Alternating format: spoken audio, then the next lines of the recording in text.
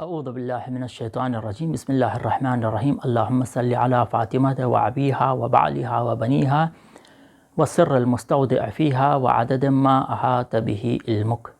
بمناسبت استشہاد سیدہ زہرا سلام اللہ علیہا پیامبر اکرم امیر المومنین امام الزمان عجل اللہ تعالی فرجہ الشریف مراجع عظام اور عالم اسلام کی خدمت میں تسلیت عرض ہے۔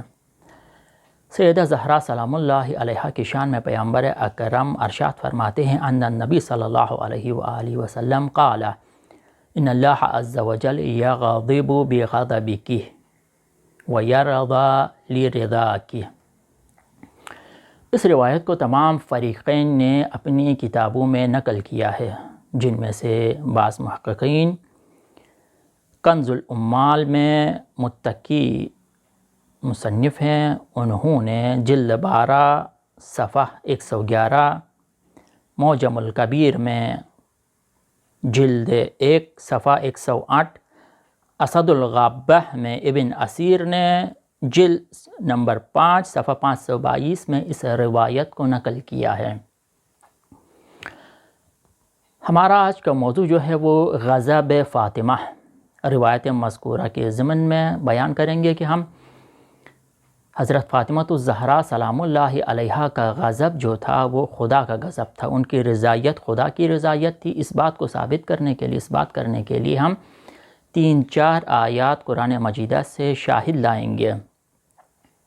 ممکن ہے کسی کے ذہن میں یہ سوال پیش آئے، کیا ایسا ممکن ہے کہ کسی انسان کا غیظ و غضب خداوند کا غیظ و غضب قرار پائے اور ان کی خوشحالی خدا کی خوشحالی قرار پائے؟ کیا ایسا ممکن ہے کسی مخلوق کی خوشحالی خدا کی خوشحالی ہو؟ اس کے خالق کی، خداوند خالق ہے، اس کے مخلوق کو ناراض کروانے سے خداوند کا غیظ و غضب بھڑک اٹھے؟ کیا ایسا ممکن ہے؟ قرآن مجید کی بعض آیات جس میں یہ صریحاً ذکر ہوا ہے کہ اس کی مخلوق کی غیظ و غضب خداوند کی غیظ و غضب قرار پاتی ہے۔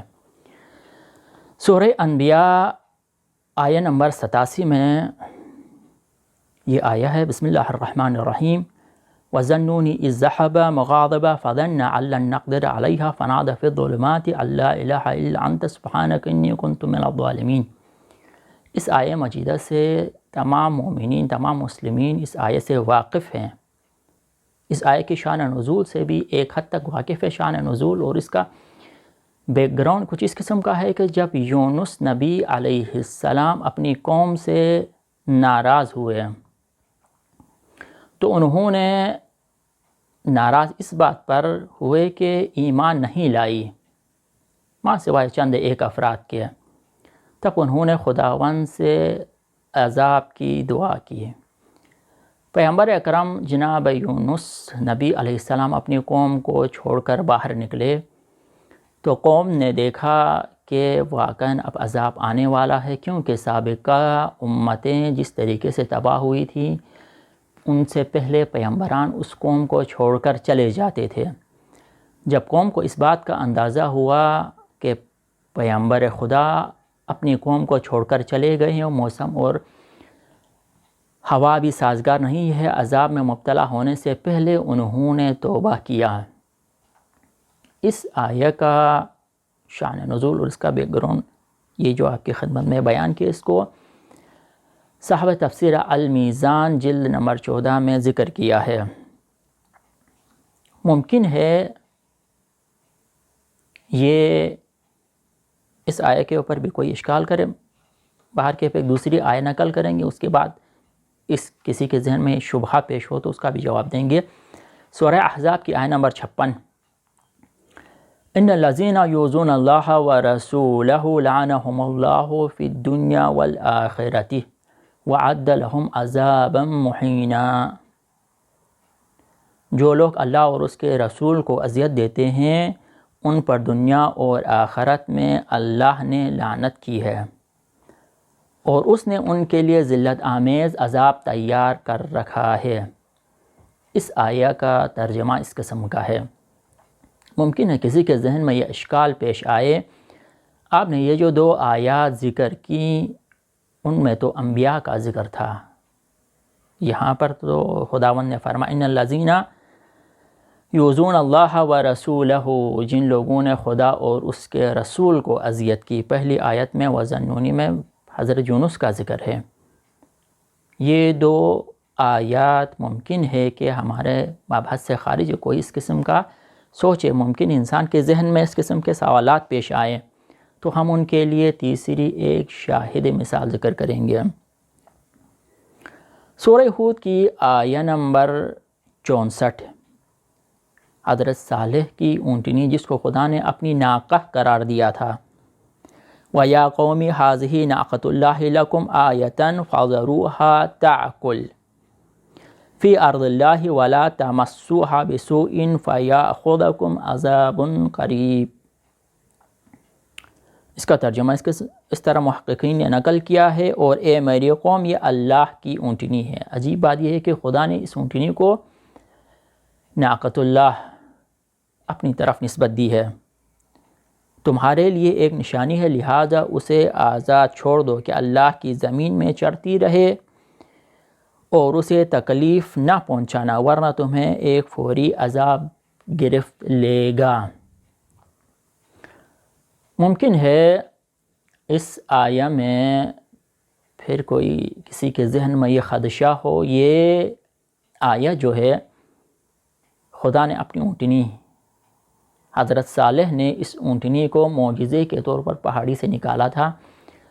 اس واقعے سے تقریباً تمام عالم اسلام واقف ہے، زیادہ اس کے بحث میں جانے سے گریز کریں گے۔ ممکن ہے کہ اس اشکال جو ہے اس کو مطرح کریں گے۔ اشکال یہ ہے کہ کوئی یہ کہے یہ کوئی معمولی اونٹنی نہیں تھی،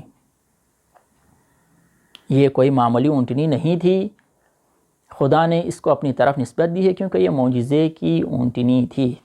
تب ہم ان کے لیے اپنی ایک دوسری شاہد مثال لے کے آئیں گے، سورہ احزاب کی آیہ نمبر 57، والذین یؤذون المؤمنین والمؤمنات بغیر ما اکتسبت فقد احتملوا بہتانا واثما مبینا۔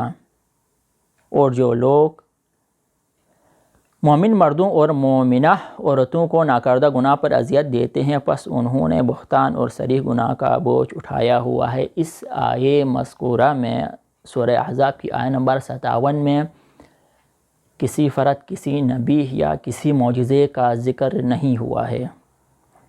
یہ آیہ تمام مومنین اور مومنات کو شامل کرتی ہے۔ واپس آتے ہیں اپنی روایت کی طرف۔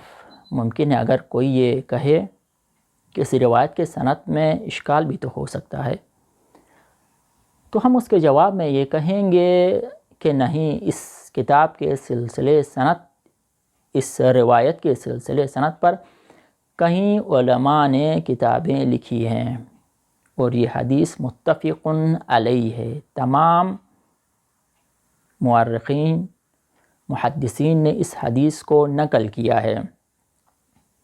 شارحین اس حدیث بیان کرتے ہیں کہ یہی حدیث حضرت فاطمۃ الزہرا سلام اللہ علیہا کی عصمت کے اوپر دلالت کرتی ہے۔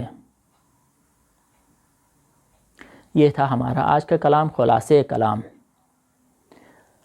ان اللہ عز و جل یغضب بغضبک ویرضی لرضاک۔ خداوند تبارک و تعالی حضرت فاطمۃ الزہرا کے غضب سے غضبناک ہوتے ہیں اور ان کی رضایت سے خدا راضی ہوتے ہیں۔ اس کے لیے ہم نے 4 شاہد مثال آیات قرآنی لائے۔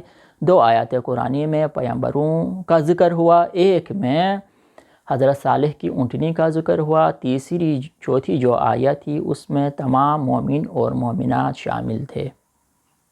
والسلام علیکم ورحمۃ اللہ وبرکاتہ۔